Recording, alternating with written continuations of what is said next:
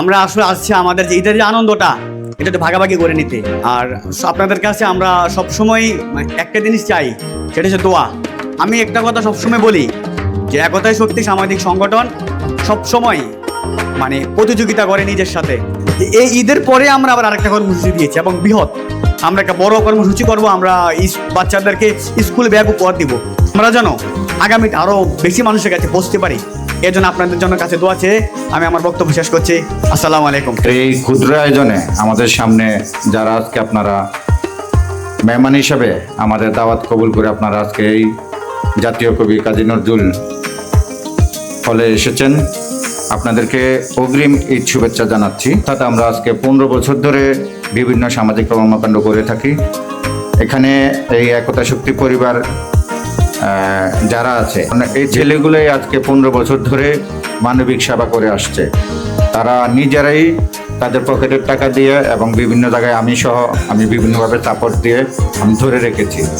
তো আপনারা আগামী দিনগুলিতেও আপনারা এদের সারায় আসবেন, আপনাদের ঈদ ভালো কাটে, আমাদের জন্য দোয়া করবেন। একতাই শক্তি, একতাই বল। একতার পাশে আসাতে আমিও খুব গর্বিত এবং আপনাদের সকলকে দেখে আমি খুব অভিভূত হয়ে গেছি। কারণ এভাবে একটা সামাজিক সংগঠনের ভিতরে আসতে পারলে নিজেকে ধন্য মনে হয়। সবাইকে আসসালামু আলাইকুম, অগ্রিম ঈদ মুবারক।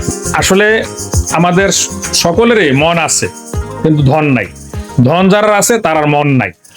আমি এই বছর প্রথম আপনাদের সাথে অ্যাড হইলাম। আমি আরো ভবিষ্যতে আপনাদের যেই কাজগুলা করবে এগুলাতে আমি অংশগ্রহণ রাখবো। ভালোবাসা রেখে আমার বক্তব্য শেষ করলাম। আসসালামু আলাইকুম। আমরা